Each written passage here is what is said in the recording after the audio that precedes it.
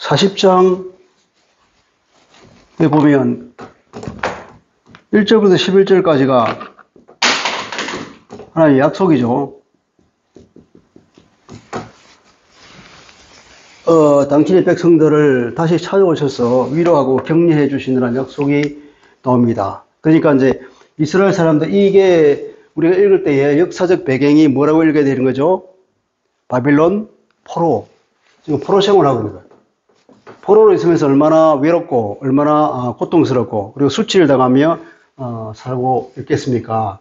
그런 포로로 살고 있는 이 사람들, 이제 말하자면 이 이사야 40장부터 이 66장은 뭐라 그랬습니까? 봉함되었던 예언이란 말이에요. 봉함되었던 예언이 이제는 포로 생활하는 그들에게 이제 열려졌어. 열리면서 이것을 읽는 사람이 딱 첫 마디가 내 백성을 위로하라. 그러니까 이 사람들은 이제 과연 우리 하나님이 우리를 계속해서 보살펴 주실 것인가? 하나님이 우리에게 주신 그 구속의 약속이, 언약이 아직도 유효한 것인가? 끝난 것인가? 그런 의문을 가질 때에 하나님이 말씀하시면서 하나님의 약속은 여전히 살아있다. 그런 거예요. 여전히 살아. 너희들이 아무리 포로로 잡히게 하더라도, 아무리 내가 너희들을 징계하고 이렇게 한다 하더라도, 그러나 부모 자식 간의 관계는 끊어지지 않는다 말이에요. 아무리 자식이 나쁜 짓을 하고 패륜을 저질르더라도 그 부모 자식 간의 관계는 끊을 수가 없어. 우리가 그래서 그걸 천륜이라고 말하잖아요. 하늘에 맺어지는 관계다. 이거는 끊어지지 않아요. 마찬가지로 하나님께서는 이스라엘을 두고 당신의 백성들과 나의 관계는 끊어지지 않는다. 여전히 유효하다. 그렇게 위로하는 거예요. 그러면 우리가 바빌론에게 포로로 잡혀가는데 우리 하나님이 바빌론의 신보다도 진짜 강할까요? 그렇지.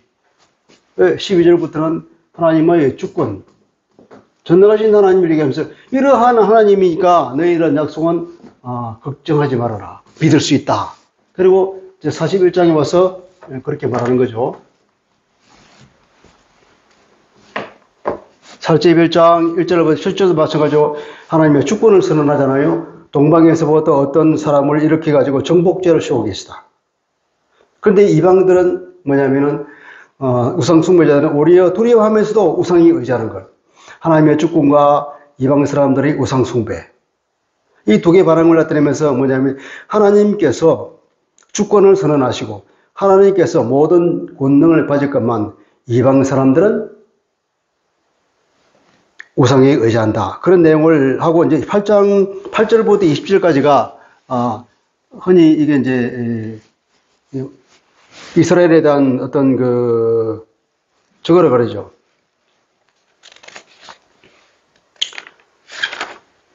이게, 무슨 신탁이라고?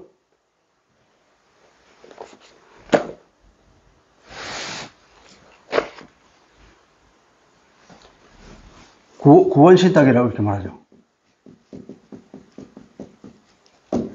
이스라엘에 대한 위로죠. 위로가 그러니까 위로가 계속되고 있습니다. 40장 1절부터 시작된 위로가 지금 계속되고 있는 거예요.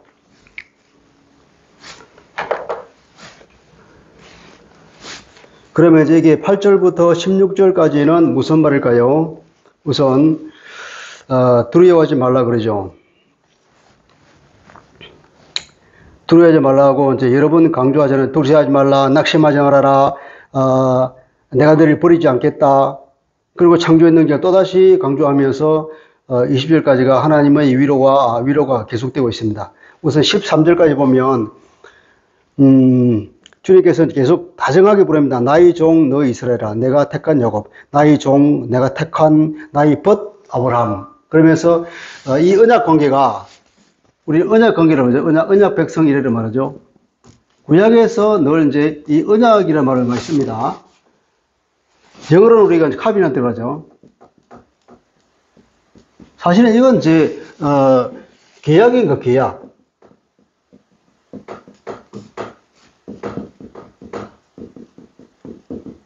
히브리 말 카라트로, 카라트. 하나님이 당신의 백성들 사이에 스스로가 하나님께서 구속되는 약속을 준 거예요. 그 약속에 하나님이 자기가 이제 구속받는 거죠. 전능하신 하나님이 스스로를 구속하는 겁니다. 이 계약은 뭐냐면 옛날 계약은 칼았다 자르다. 칼았다는 자르는 거예요. 잘라버리는 거예요. 우리 창세기 15장에 나옵니까? 아브라함과 하나님이 약속을 할 때 나오잖아요. 짐승을 이렇게 쪼개놓고, 짐승을 쪼개놓고, 거기 사람이 지나가면서 이제 내가 약속을 어기면 이 짐승처럼 죽겠습니다. 그런 약속을 하고 주변에 있는 사람들이 그걸 보면서 정의로 삼잖아요. 이제 그때 아브라함은 잤는데 하나님께서는 이 사이를 지나갔잖아요. 이게 짐승을 쪼개는 거예요. 자르는 거예요. 이거 뭐냐면 자르다 하는 것이 이제 계약을 체결하는 거예요. 계약. 이걸 영어로 말하면 이제 콘트랙트 되겠죠. 근데 이 계약을 이제 특별히 하나님과의 언약을 주는 백성이 카비넌트라는 말로 이제 달리 쓰는데 용어를 왜 이렇게 달리 쓰느냐면, 하나님과의 그 관계는 그냥 무미건조한 그냥 계약이라고 하기는 좀 그래서 이게 뭐냐, 이 끈끈한 인간관계가 있는 거예요. 여호와라고 하죠, 여호와. 하나님께서 당신의 이름을 여호와라고 하는 것은 아브라함에게 나타나시고 아브라함과의 계속 관계를 맺어오시고, 또 아브라함이 우선 이삭에게 나타나서 이삭과 관계를 맺어오고, 야곱에게 나타나서 계속 관계를 맺어오고, 그런 하나님과 자기 백성과의 사이에 끈끈한 뭡니까 이거 관계들,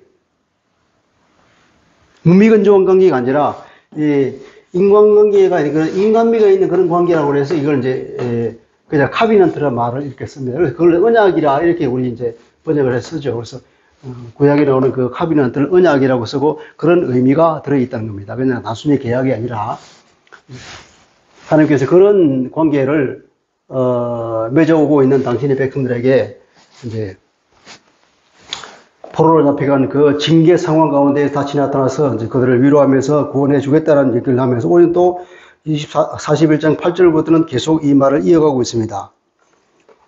그래 보자면 나의 종 내가 택한 야곱 그리고 나의 벗 하면서 계속 그걸 상기시키는 거예요. 이제 그리고 땅 끝에서부터 너를 붙들고 땅 모퉁이에서 너를 부르고 내게 이르기를 너는 나의 종이라. 종이라는 것도 예전에 하나님께서는 자기의 백성들을 종이라고 부르죠. 왜 종이라고 그러냐면 하나님은 당신의 백성을 통하여서 하나님 하실 일이 있다는 거예요. 그 일을 이루갈 그 일을 해 나가는 사람이라는 입장에서 종이라고 부르는 거죠. 하나님이 그 원대한 우주적인 구원 계획을 이 백성들을 통하여서 이루겠다 하는 그런 의미에서 이 사람들을 당신의 그 일꾼들을 종이라고 표현하죠. 그래서 이런 용어를 하는 것은 굉장히 이제 다정다감하게 다가오는 하나님의 모습을 다시 보이는 겁니다. 나의 종이라 내가 너를 택하고 그리고 너를 싫어하지 아니하였고 버리지 아니하였다. 너희 버림받은 것 같으냐? 그들은 그렇게 낙담하였는데 아니다. 버림받지 않았다. 그러면서 이제 두려워하지 말아라 그러죠. 내가 너와 함께 10절을 보시죠. 두려워하지 마라. 내가 너와 함께 한다. 놀라지 마라.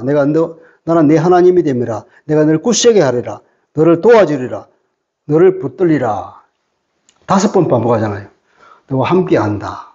나는 네 하나님이다. 나는 너를 도와준다. 너를 굳세게 할 것이다. 내 오른손으로 너를 붙들겠다. 얼마나 똑같은 말이잖아요.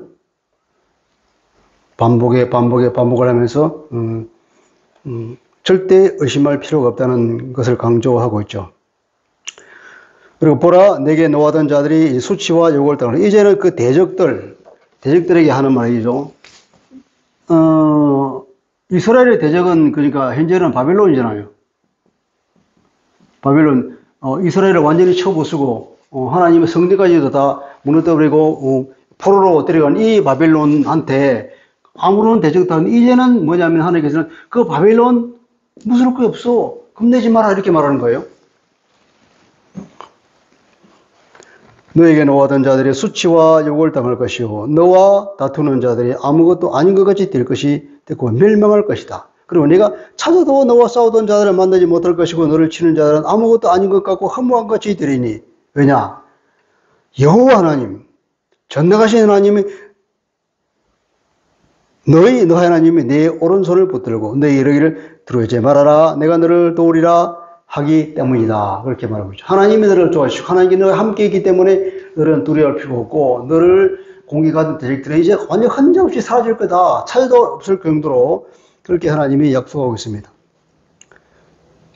이 8절부터 13절까지는 이제 그 종이 이제 승리할 거다. 승리를 약속하고 있습니다. 구원 신탁의 첫째는 승리.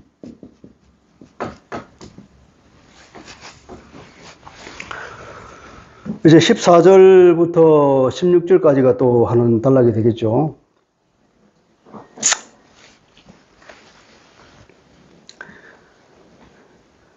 버러지 같은 너 야곱아. 버러지 같은 야곱이라는 것은 이제 너희 이스라엘 사람들아. 이 원문을 찾아보니까 지렁이. 그러니까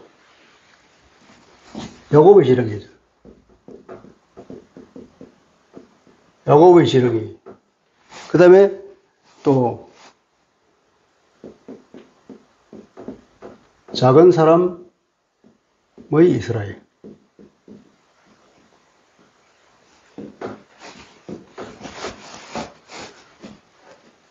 이건 이제 야곱의 지렁이라면 지렁이 같은 야곱이란 말이에요. 지렁이하고 벌레.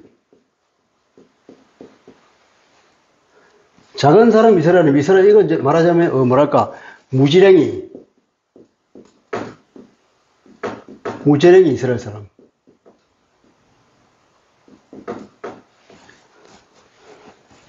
하나님이 보실 때도 스스로들 볼 때도 자기들은 벌레야, 지렁이밖에 안 돼. 이스라엘 사람들은 진짜 포로로 있으면서 완전히 무지랭이야.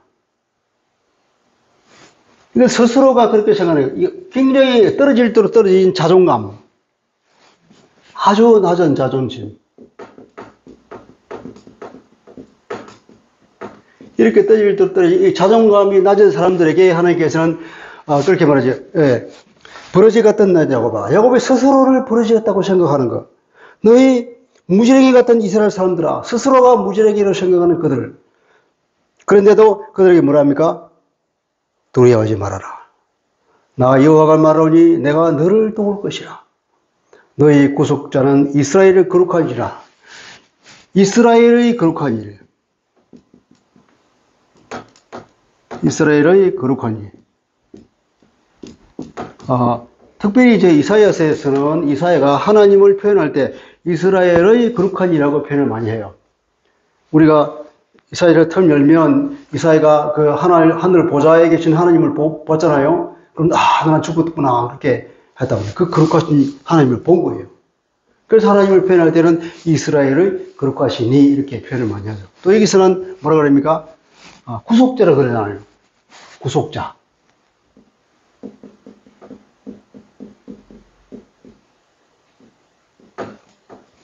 고엘이라는 말을 들어봤습니까?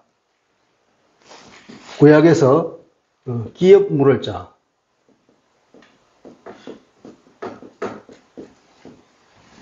그 왜 룻기에서 보아스가 왜 그 집안에 기업 물을 자였잖아요.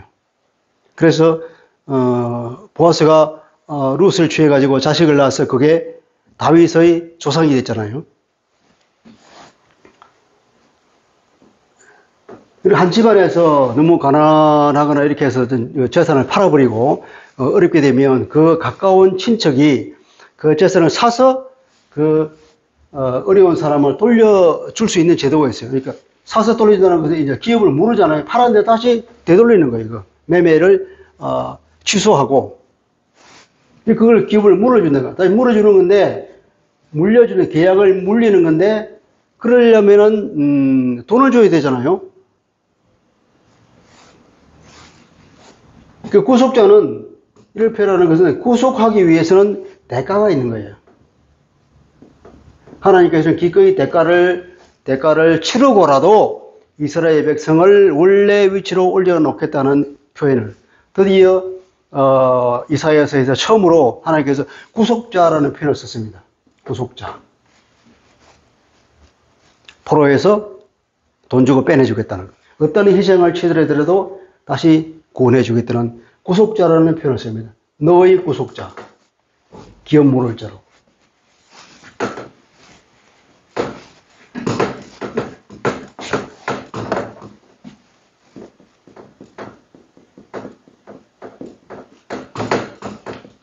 자존감을 올려주겠다는 그런 얘기입니다. 구원에 대한 말씀이 드디어 나왔죠. 자, 15절 보면은, 보라.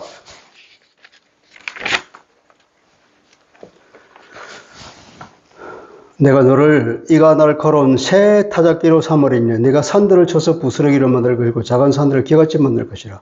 이제 이스라엘을 아주 자존심이 낮은 사람은 아무짝에도 쓸모없는 그런 생각인데 오히려 하나님께서는 이 자존감이 낮은 이스라엘을 어떻게 만들겠다 하면은 강한 사람으로 만들겠다는 거예요. 강한 사람. 이가 날카로운 새 타작기로 삼을 것이다. 날카로운. 이가 날카로운 새 타작기. 그리고 또 뭐라 그랬죠? 이가 날카로운 새 타작기를 만들 것이다.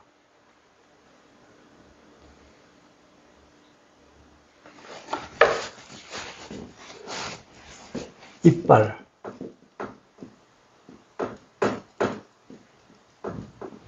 원문에 보면 이렇게 나왔죠. 새롭고도 날카로운 타작기. 그리고 이빨들의 주인인 타작기 이렇게 말해요. 재미있게. 이 타작기를 표현하는 말이 새 타작기, 날카로운 타작기, 이빨들의 주인인 타작기. 그러니까 이빨들의 주인이라고 하는 이빨이 굉장히 많다는 거예요. 아주 강력한 이빨을 가진 이게 그 당시에 타작기는 우리나라의 타작기와 달라가지고 어떤 큰 널빤지 같은 거 혹은 통나무 같은 거 이게 있다면 여기다가 막 이런 이빨 같은 걸 뾰족뾰족한 걸 이렇게 박는 거예요. 그 다음에 나무 돌 같은 거 박아가지고 이걸 뒤집어서 이 곡식 있는 거 위에다 끌고 다니는 거예요. 그러면 이제 그것이 다 곡식이 떨어지는 거예요. 이게 무거운 이 큰 나무 판자 밑에다 그걸 박아서. 근데 이게 이빨이 날카로울 때 이 새로운 타작기고 날카로운 타작기고 이빨들의 주인인 이빨들이 굉장히 많은 날카로운 이빨들이 많이 있는 게 새 타작기니 새로운 타작기. 우리가 말하면 최신기계. 아주 성능이 최신기계. 날카로운 하면 그 성능을 충분히 발휘하는 성능이 좋은 최신기계로서 뭐냐면 아주 효율적인 타작을 할 수 있는 이빨이 많이 달린 타작기로 만들어서 어떻게 하느냐. 이제 곡식을 타작하는 것이 아니라 산들을 쳐 부스러기로 만드는 타작기. 산은 무엇에 관한 비유냐면 이방인들에 관한 비유예요. 이스라엘 이외에 자기들을 괴롭혔던 혹은 이방 주변의 모든 것들을 산으로 비유했거든요. 산이나 바다에 있는 섬으로 표시했는데 산들을 쳐서 무너뜨린다.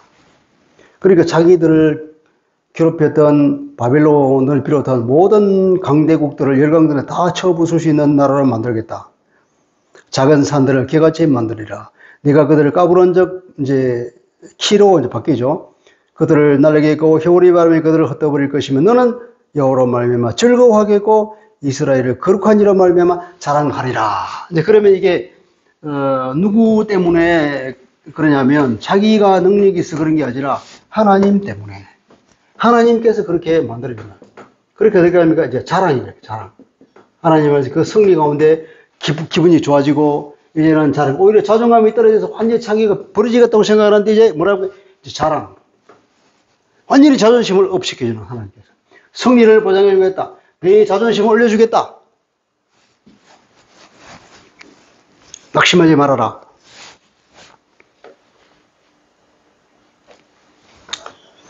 이 17절부터 20절까지 볼까요?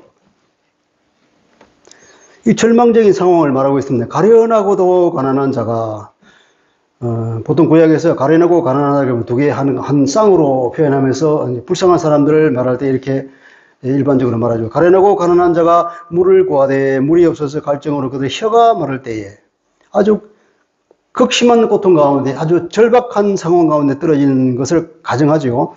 그럴 때에 나 여호와는 어떤 사람이냐. 나 여호와가 그들에게 응답하겠고 기도에 응답해 주신 하나님입니다. 기도에 응답하여 주는 하나님이요. 나 이스라엘의 하나님이 그들을 버리지 아니할 것이라.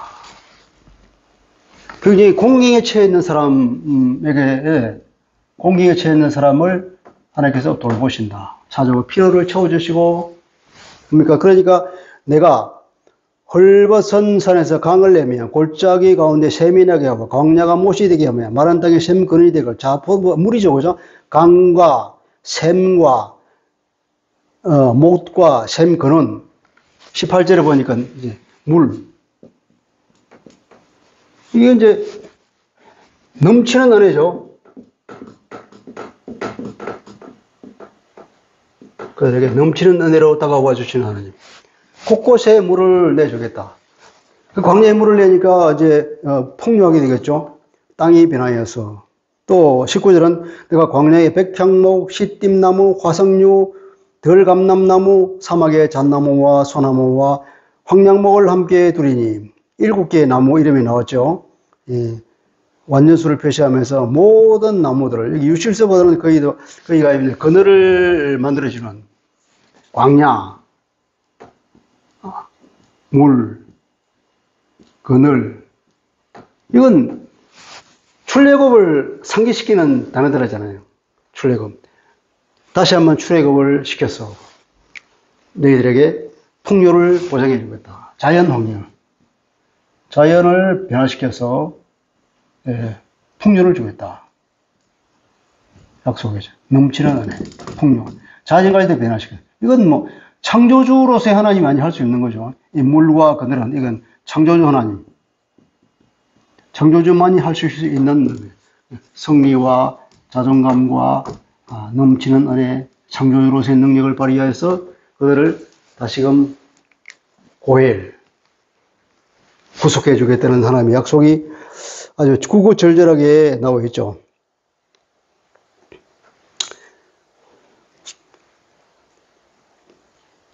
자, 그래서 20절에 보면 무리가 보고 여호와의 손이 지으신 바요 이스라엘을 거룩하시니가 이것을 창조하신 바인 줄 알며 함께 헤아리며 깨달으리라. 무리가 그들이 무리는 여기는 이제 무리가 번역이 뭘 가지고 무리라고 번역했는지 모르지만 본다는 주어가 3인칭 복수예요. 3인칭 복수. 그러니까 그들이잖아. 그들이 본다. 이게 누굴까요? 그러면 그들이면 당연히 앞에 나와 있던 그 고통당하는 사람이잖아. 17절에 가련하고 가난한 자들. 그 어려움에 처한 사람들이 이제는 본다는 거예요. 본다 그랬죠? 볼 것이다. 두 번째는 뭐라고 하냐면 또 그래서 알 것이다. 세 번째는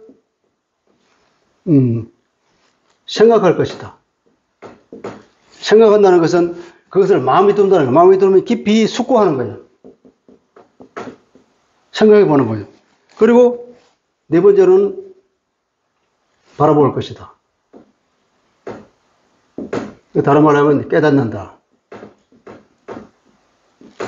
자, 이제 그들이 하나님 하신 일을 보고 이제 볼 것이다.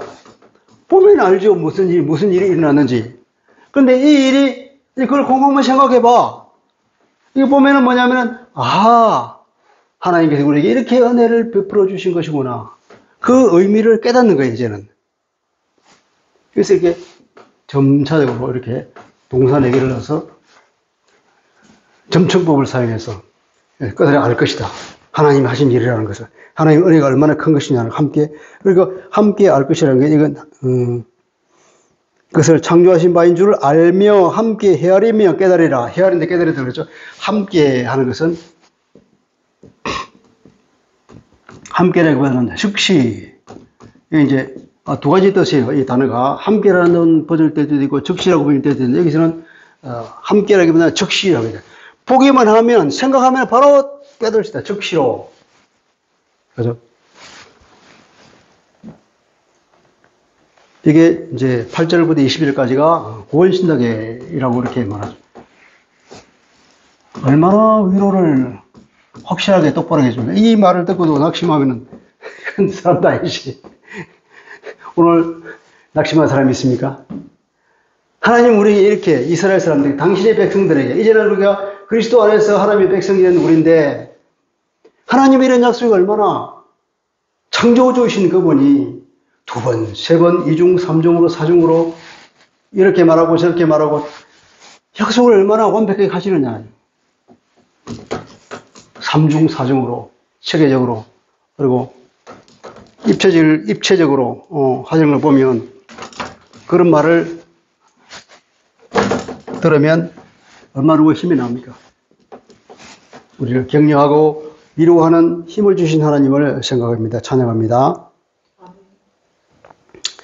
자, 이제는 21절부터는 29절까지는 이제 이 우상에 관한 얘기를 합니다.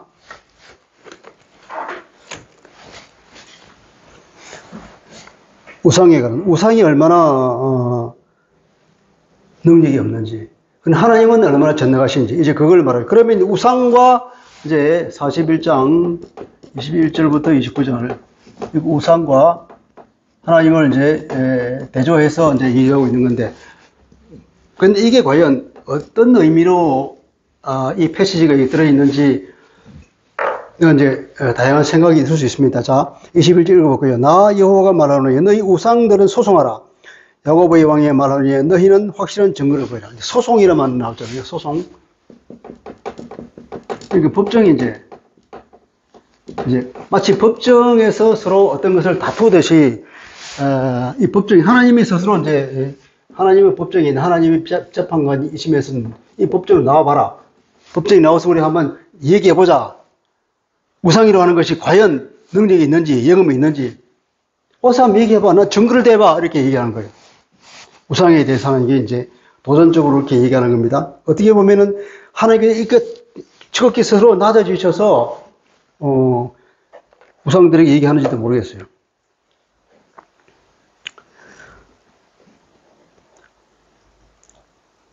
장차 당할 일을 우리에게 진술하라.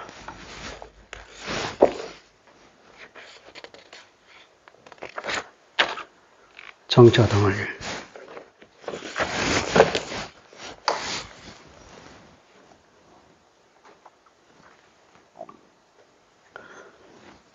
(21절에) 21절에 보면 나 여호와가 말하는 내 우상들은 소송해라. 소송하라고 해서 이제 너희들은 사실은 보면 논쟁을 위해서 가까이 오라. 이렇게 와봐라. 이렇게. 여호와가 뭐 이제 너희들은 논쟁을 위하여서 나에게 가까이 와라. 여호와가 말씀하신다. 너희의 대답을 내놔봐라. 야곱의 왕이 말씀하신다. 이렇게 돼 있어요. 이게 서로 대꾸가 되어 있잖아요. 나 여호와가 말하노니 너희 우상을 소송해라. 야곱의 왕이 말하노니 너희는 확실한 증거를 보여라. 확실한 증거. 그러니까 변론을 내봐라. 대답을 내봐라. 말이 되는 대답을, 그 논거가 충분한 대답을 한번 내봐라. 이런 얘기입니다.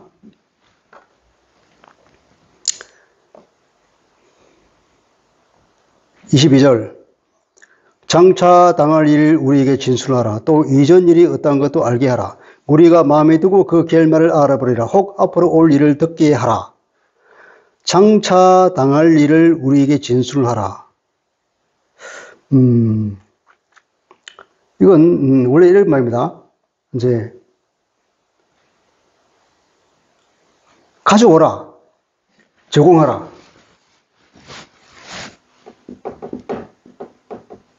가져와라. 이거 뭘 가져오라는 거예요? 누구에게 얘기하는 거예요?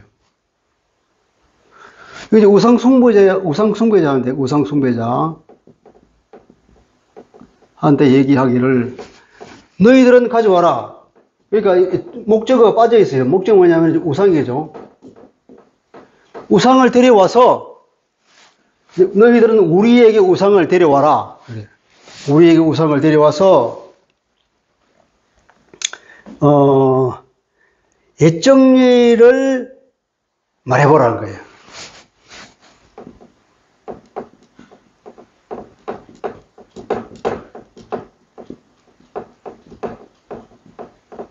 예정일을 밝혀보라는 거예요. 우상을 데려왔습니다. 우상으로 하여금 말해보라는 거예요.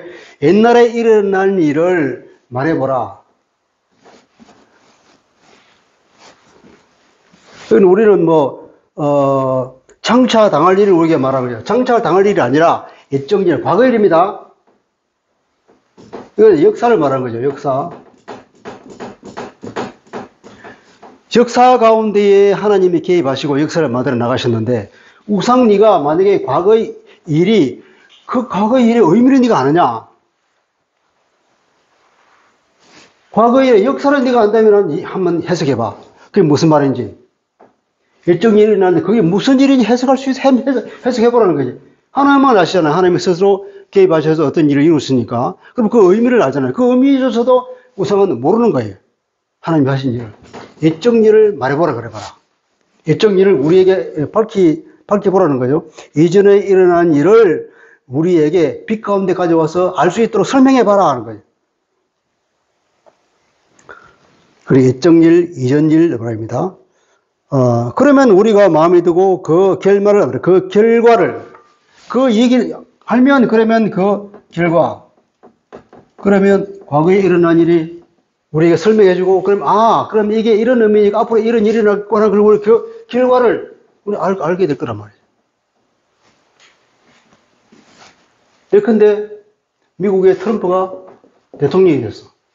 그 희한한 사람이 대통령이 됐단 말이야. 우리는 그런 이상한 사람이 안 될 줄 알았는데, 미국 같은 그런 나라에서 그런 망나니 같은 사람이 대통령이 되었어요. 이게 뭐냐? 하나님께서 하신 일로 봐야 되는 거지. 그럼 이 일을 통해서 하나님께서 어떤 뜻을 우리에게 전해주기 위해서 하셨는지 하나님은 아신단 말이에요. 그러면 그 의미를 알면은, 이걸 통해서 현재 앞으로 세상이 어떻게 바뀔 거를 하나님께서 미리 알려주신 것이다. 그 하나님의 뜻을 알면은 이쪽 일을 보고 그 결과를, 나중에 결말은 이제 어떻게 되는가? 결과. 향후에 어떤 일이 일어나겠구나 하는 걸 안단 말이죠. 역사를 해석하고 거기서 의미를 하고 그래서 다음에 무슨 일이 일어날 것인지 짐작할 수 있냐. 그게 예측해 오는 일인데 우상은 모른다는 거죠. 또 다시 말하면 그것들이 무엇인지 우리에게 알려라. 그것들이 무엇인지. 장차 당할 일을 우리에게 진술하라. 또 이전 일이 어떠한 것도 알게 하라. 우리가 마음에 두고 그 결말을 알아보리라. 이 말은 그런 말입니다. 이 번역이 좀 잘못됐는데, 그러니까 가져와 봐라. 우상을 데려와서 우리에게 데려와서 예적 일이 일어난 일을 우리에게 밝혀봐라. 그리고 그것들이 예적 일을 그것들이 뭔지 우리에게 알게 하라. 우리에게 설명해라. 그러면 우리가 그것을 마음에 두고 그 결과를 알 것이다. 그럼 맨 마지막에 이 말이에요. 혹은 앞으로 올 일을 우리가 들을 수 있게 해주라고. 우리에게 말해다오 이 말이에요. 혹은 앞으로 올 일을 우리가 듣게 하라. 그런 거예요. 우상인 너희가 역사의 흐름을 과연 이해할 수 있겠느냐? 역사의 흐름을 주관하고 그것을 미리 말할 수 있겠느냐? 하는 하나님의 질문입니다. 23절은 이제 뒤에 올 일을 알게 하라. 그리하면 너희가 신들인 줄 우리가 알리라. 또 복을 내리든지 재난을 내리든지 해봐라. 우리가 함께 보고 놀래라. 이게 조롱하는 말이죠. 뒤에 올 일은 앞으로 일어날 일입니다. 앞으로 일어날 일들을 우리에게 알려줘. 그러면 너희가 신들인 줄 우리가 알리라. 또 복을 내리든지 재난을 내리든지, 그러니까 좋은 일이든지 나쁜 일이든지 네가 하고 싶은 대로 해봐. 그러면 우리가 이건 함께도 마찬가지로 그러면 우리가 즉시 그것을 보고 놀라리라. 이거 본다. 놀란다. 두 개 다 결국 본다는 의미가 되어 있는데, 그러면 우리가 그것을 본다는 것은 서로 얼굴을 맞으면서 놀래서 얼굴을 쳐다볼 것이다. 쳐다본다. 쳐다보고, 그리고 본다. 영어로 본다는 것이 이제 다양한 의미로 해석되는 거죠. 그것을 내가 인정할게. 혹은 내가 존경할게. 그런 게. 우리가 서로 얼굴을 쳐다보면서 놀래서 쳐다보다가 네가 하나님의 신인 것을 우리가 인정하지. 진실로 우리가 너를 존경해 주지. 그런 조롱의 말씀입니다.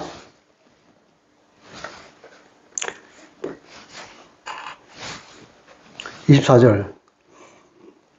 보라, 너희는 아무것도 아니며. 보라 그랬죠.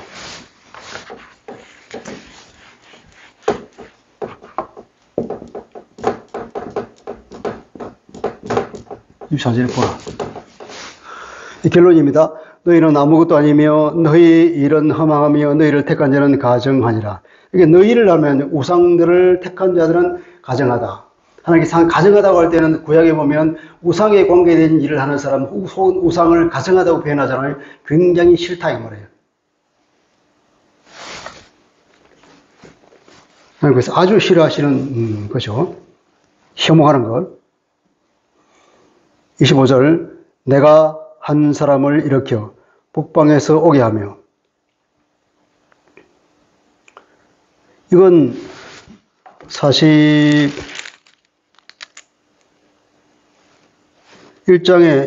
나오는 게 비슷하죠. 41장 2절 보니까 누가 동방에서 사람을 일깨워서 공의로 그를 불러 자기의 발 앞에 이르게 하였느냐. 열국을 그 앞에 넘겨주고 그가 왕들을 다스리게 하되 그들이 그의 칼에 티끌같이 그의 활에 불리는 초계 같게 하며.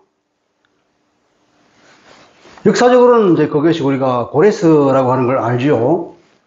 고레스라는 사람 한 사람을 일으켜서 열국의 정복자로 삼고, 그렇게 해서 결국은 하나님께서는 하나님의 일을 해나가는데 한 도구로 사용하셨단 말이죠. 그걸 또 얘기합니다. 내가 한 사람을 일으켜서 북방에서 오게 하며, 내가 북방을 막 흔들어서, 내가 북방을 막 흔들어서 한 사람을 오게 하겠다. 해도 없는 곳에서 오게 하겠다. 내 이름을 부르는 자.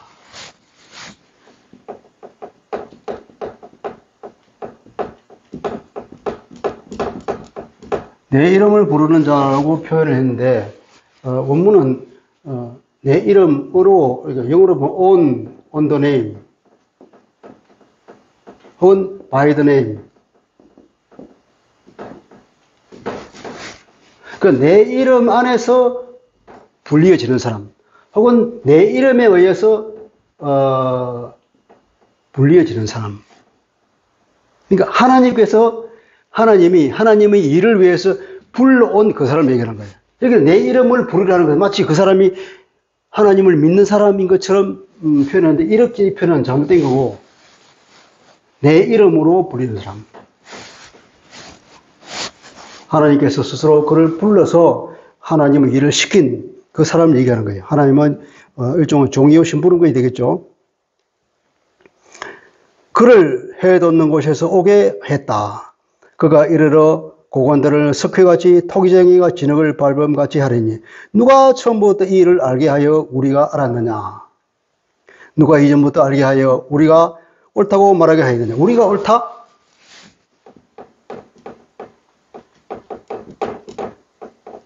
우리가 옳다가 아니고 그냥 옳다 이런 거예요. 누가 처음부터 이를 알게 하여 우리가 알았냐. 누가 이전부터 알게 하여 옳다라고 말하겠냐. 그럼 옳다는 것은 뭐냐면 우리가 옳다가 아니라 그가 옳다는 거예요. 그가. 아까 하나님의 그 법정에서 소송해보자 그랬잖아요. 변론을 해보자. 누가 옳으냐. 하나님 옳지. 그러니까 우리가 옳다가 아니라 옳다 하는 거, 원문은 옳다면 되어 있는데 결국은 그분이 옳다는 거죠. 하나님이. 그가 옳다고 말하게 되었느냐. 알게 하는 자도 없고 들려주는 자도 없고 너희 말을 듣는 자도 없도다. 우상은 아무런 능력이 없어서 꾸어다는 보리짝처럼 아무 말도 할 수 없는 거예요. 27절 내가 비로소 시온에서 너희는 이제 그들을 보라 하였노라. 내가 기쁜 소식을 전할 자를 예루살렘에 주리라.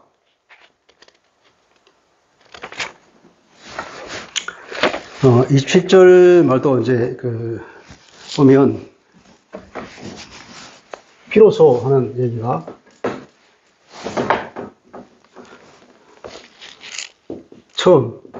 첫째 시온에, 둘째는 이스라엘에,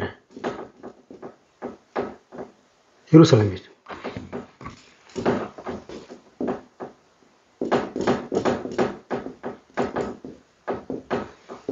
이렇게 해석하는 것이 좋다는 겁니다. 비로소가 아니라 그냥 강조하는 문맥입니다. 첫째로 처음에는 내가 시온에게 뭐라고 하냐면 보라. 그들을 보라. 이렇게 말한대.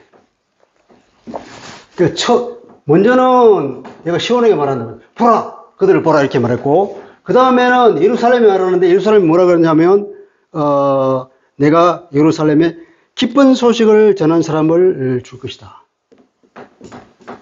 기쁜 소식을 전할 사람. 보내줄 것이다. 이렇게 말하는 거예요. 시원하게 보라, 그들을 보라. 이게 그들이 뭐니까, 이게 3인칭 복수인데 그것들. 하나님이 보냈어요. 보냈어요, 일들. 혹은 하나님이 예언하신 일들. 예언할 일들이 일어났어. 이제 기쁜 소식을 전할 사람을 예루살렘에 보내줄 것이다. 이 기쁜 소식을 전할 사람 누굴까요? 주전 538년 고레스가 왕이 되어서는 칙령을 발표했잖아요. 돌아가라. 기쁜 소식을 전하는 사람이 그건 고레스지 뭐. 이 얘기예요. 그것들, 그러니까 사건들인데 고레스를 통해서 이루어질 사건들, 하나님께서 행하시는 일들, 이렇게 해석해야 되는 거죠. 자, 문제는 우선 내가 시원하게 말한다. 보라! 그것들을 보라! 이 사건들을 보라. 하나님 행하시는 일들을 보라. 두 번째로는 내가 예루살렘에게 기쁜 소식을 전하는 사람을 보내줄 것이다. 누구냐? 고레스라는 거죠. 이건 우리가 나중에야 이제 역사가 흐르고 흐른 걸 보면서 이해가 되는 거죠. 보면 40장 9절에도 그런 일이 있습니다. 40장 9절에 보면 아름다운 소식을 시온에 전하는 자여 이렇게 말하잖아요. 동일한 의미를 표현하고 있습니다. 24절에 보면은 24절은 이제 보라 그랬죠. 이제 결론적으로 보라 너희는 아무것도 아니다. 이건 우상이 하나 말이죠. 29절 보라 그랬잖아요. 보라 그들은 다 헛되며 이 그들은 누굽니까? 우상 숭배자들이죠. 그들의 행사는 허무하며 그들이 부어만든 우상들은 바라며 공허한 것일 뿐이다. 결론적으로 뭡니까? 이 우상은 아무런 능력을 발휘할 수 없는 존재의 가치가 없는 거다. 그러니까 이 말은 이스라엘을 위로하는 말일까요? 아닐까요? 하나님이 구원식덕을 주면서 그 우상을 숭배하는 우상은 말하자면 우상으로 대표되는 이방의 잡신들을 말하는 거예요. 잡신. 다시 말하면 우상 숭배자들. 우상 숭배자들은 누굽니까? 하나님의 백성이 아닌 이방인들. 이걸 얘기하는 거죠. 우상이라는 거. 우상과 하나님이라는 것은 우상을 숭배하는 이방인들에 대해서 하나님께서는 그들이 얼마나 허무한 곳이 있는가. 그들이 굉장히 힘든 가운데 있다는 거예요. 우상이 아무것도 아니라고 하면서 구원신탁을 보강해 주는 걸 보면 여기까지가 뭐냐면 하나님께서는 이스라엘에 대한 위로의 말씀이 계속되고 있다고 볼 수가 있겠지만 또 한편으로는 이 우상을 내세워서 우상을 숭배하는 그 사람들이 얼마나 허무한가, 아무것도 아닌가. 24절에서 보라 그랬죠. 29절에서 보라 그랬잖아요. 또 보면 이제 42장에 들어가면은 42장도 보라로 시작하거든요. 내가 붙드는 나의 종 내 마음에 기뻐하는 자 곧 내가 택한 사람을 보라. 이거 원문을 보라라는 감탄사가 먼저 나오고 있단 말이에요. 보라. 그래서 보면 이 보라라는 말이 계속 연속되는 걸 보면 보라로 강조해서 하고 있는 말하면 이 우상 숭배자들 여기 이방인들이 얼마나 어려움에 처해 있는가를 말하고 있으면서 이 어려움에 처해 있는 사람은 하나님은 온 우주적인 하나님, 온 세계를 지배하고 역사를 이끌어가는 하나님이신데 그러면 이 이방인들에 대한 하나님은 그러면 이들의 망하게 있는 것을 내버려 둘 것이냐? 하나님 그게 아니라는 거예요. 지금까지는 그들을 내버려 뒀지만 그 이유는 이 우상을 숭배하고 하나님과 떠났기 때문에 그런 건데 이제는 어떻게 했냐? 이 이방인들에게도 41장에도 이어지거든. 이 우상이 얼마나 흠모한 것이, 우상을 숭배하는 사람이 얼마나 어려움에 처해 있는가를 얘기하면서 그들은 아무것도 아니다. 그렇게 반복했잖아요. 이제 보라. 보라, 내가 붙드는 나의 종, 내 마음에 기뻐하는 자고 내가 택한 사람을 보라, 내가 나의 영을 그에게 주었은즉 그가 이방의 정의를 베풀라. 또 이방이 나왔죠. 이방의 정의를 베풀겠다.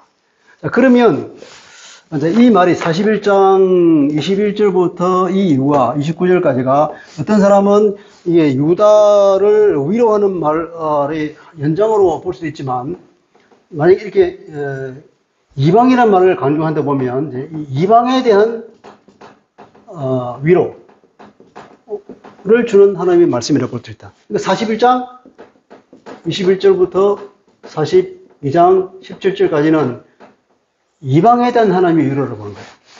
지금까지 이제 40장부터 40장 1절부터 이제 41장 20절까지는 유다에 대한, 이스라엘에 대한 위로라면, 이제는 여기서부터는 42장 10절까지 뭐냐면 이방에 대한 위로라. 그러니까 하나님께서는 유다와 이스라엘과 이방 모두에 대한 전 세계적인 하나님의 위로의 말씀이 있으면서 이제 뭐냐, 하나님의 그 구원이 이스라엘에 국한되지 않는다는 거예요. 사실은 하나님의 그 언약이 노아 언약부터 시작했다네요. 아담 부부에게 그 약속을 주었고, 그죠? 아브라함에게 주었고, 아브라함이 주실 때는 하나님 특별한 거이다면 그 이전에 올라가면, 그죠? 아담 부부와 그 다음에 노아를 줘도 전 세계적인 하나님의 약속이 있잖아요. 그 약속이. 그러니까 사실은 전 세계적인 약속으로 다시 돌아가는 게 맞는 일이죠. 그동안은 쭉 이스라엘이라는 하나님의 특별한 백성에 대해서만 그 약속이 이어졌는데, 이제는 원래의 의미를 하여서 전 세계적인 하나님의 구원 계획을 다시 밝히는 거죠.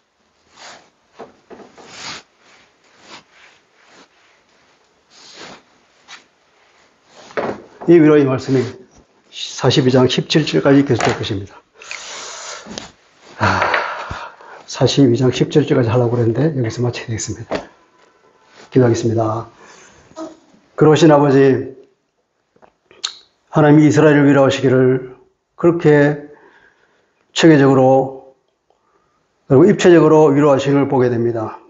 하나님, 우리가 이제 그리스도 안에서 하나님의 백성이 된 우리에게 어떠한 일이 있다 할지라도, 우리가 어떠한 자존심이 떨어지는 곳에 처해 있다 할지라도 하나님이 우리와 함께 하시고, 하나님은 우리를 두려워하지 말라, 놀라지 말라, 내가 너와 함께 하리라, 너를 붙잡아 주겠다는 하나님의 그 약속을 믿고 우리 주 예수 그리스도 안에서 주님의 그 사랑과 정의로운 공의로운 통치 가운데 있는 우리를 발견하며 어떠한 어려운 환경에도 굴하지 아니하며 주님을 바라보고 힘을 얻고 다시 일어서기를 원합니다.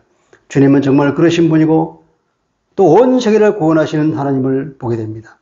우상과는 차원이 다르고 창조주이신 그분이 우리에게 약속하시는 그걸 우리가 믿고 힘을 얻고 우리에게 놓인 모든 역경들을 뚫고 나가는 하나님의 백성 되기를 원하오니, 오 성령님, 우리에게 힘을 주시고 주의 음성을 듣게 하시고 순종하며 나갈 수 있는 믿음이 더 돈독하게 되게 하여 주옵소서.